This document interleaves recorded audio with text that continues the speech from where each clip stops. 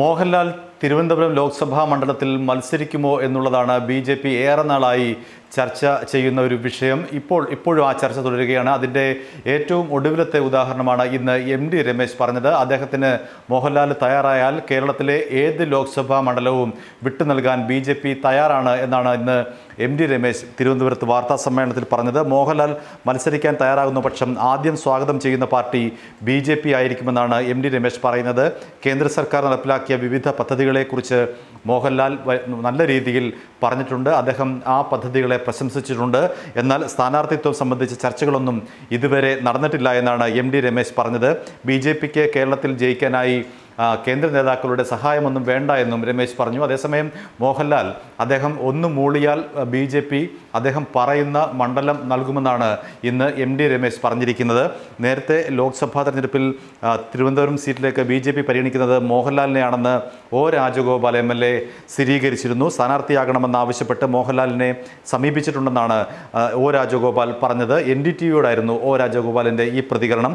അദ്ദേഹത്തിൻ്റെ വാക്കുകൾ ഇങ്ങനെയായിരുന്നു: ഞങ്ങൾ മോഹൻലാലിനെ നിർബന്ധിക്കുന്നുണ്ട്, അദ്ദേഹം അത് സ്വീകരിക്കുമോ എന്ന് പറഞ്ഞിട്ടില്ല. പൊതുകാര്യങ്ങളിൽ മോഹൻലാൽ തൽപരനാണ്, സർവോപരി തിരുവനന്തപുരത്തുകാരനും ബി.ജെ.പിയുടെ അദ്ദേഹം അനുഭാവം കാണിക്കുന്നുണ്ട് എന്നാണ് ഒ. രാജഗോപാൽ എം.എൽ.എ.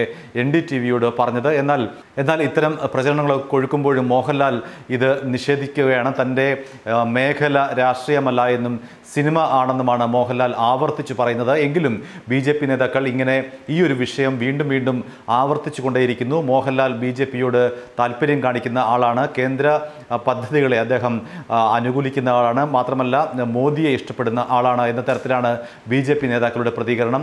മോഹൻലാൽ അദ്ദേഹത്തിൻ്റെ മാതാപിതാക്കളുടെ ഓർമ്മയ്ക്കായി സ്ഥാപിച്ച വിശ്വശാന്തി ഫൗണ്ടേഷനുമായി ബന്ധപ്പെട്ട ചർച്ചയ്ക്കായി അദ്ദേഹം നരേന്ദ്രമോദിയെ കണ്ടിരുന്നു. അതിനുശേഷമാണ് ഇത്തരമൊരു ചർച്ച സജീവമായത്. മോദി മോഹൻലാലിനെ പ്രശംസിച്ചിരുന്നു, മറിച്ച് തിരിച്ചും മോഹൻലാൽ നരേന്ദ്രമോദിയെയും പ്രശംസിച്ചിരുന്നു.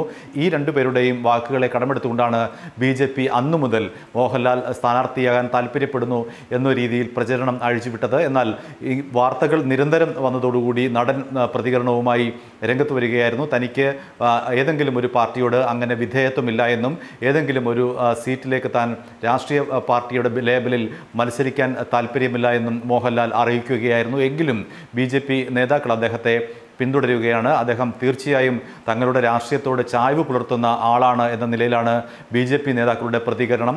അതിൻ്റെ ഏറ്റവും അവസാനത്തെ ഉദാഹരണമാണ് ഇന്ന് എം.ടി. രമേശ് തിരുവനന്തപുരത്ത് പറഞ്ഞത്. മോഹൻലാൽ ഏത് മണ്ഡലത്തിൽ കേരളത്തിലെ എല്ലാ സീറ്റുകളും അദ്ദേഹത്തിനായി ഒഴിച്ചിട്ടിരിക്കുന്നു.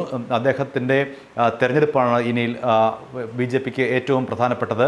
മോഹൻലാൽ ഏത് സീറ്റിൽ പറയുന്നു ആ സീറ്റ് ഞങ്ങൾ നൽകും എന്നാണ് യാതൊരു തരത്തിലുള്ള എതിർപ്പും കൂടാതെ ഇരുകൈ നീട്ടി മോഹൻലാലിനെ ആദ്യം സ്വീകരിക്കുക ബി.ജെ.പി. ആണെന്നാണ് എം.ടി. രമേശിൻ്റെ പ്രതികരണം. ഏതായാലും ഇനിയും മോഹൻലാൽ ഇതേക്കുറിച്ച് പ്രതികരിച്ചിട്ടില്ല. അദ്ദേഹം നേരത്തെ നിലപാട് വ്യക്തമാക്കി കഴിഞ്ഞു. താൻ രാഷ്ട്രീയക്കാരനല്ല, മറിച്ച് സിനിമാക്കാരനാണ് എന്നാണ് മോഹൻലാലിൻ്റെ ആവർത്തിച്ചുള്ള നിലപാട്.